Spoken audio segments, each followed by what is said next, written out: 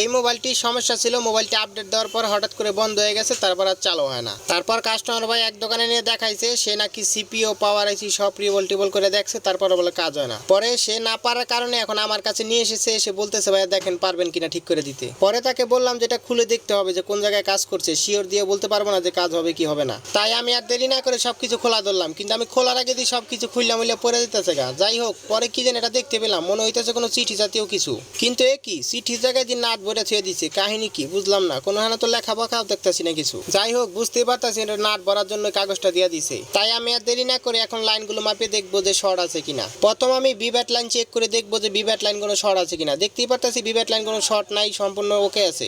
এখন দেখার পালা যে সিপিও কি অবস্থা আছে। সিপিও দেখে যেটা বুঝতে পারতেছি সিপিও ঠিকঠাক আছে, যদিও আমি আগে একবার টেস্ট করে দেখছি যে সিপিও ঠিকঠাক ভাবে লাগানো হয়েছে। তাহলে এখন কথা হচ্ছে মোবাইলটি চালু হয় না কেন। মোবাইলটি না চালু হওয়ার কারণ আরেকটি হতে পারে যে রেজিস্টারের ওমস বেড়ে গেছে।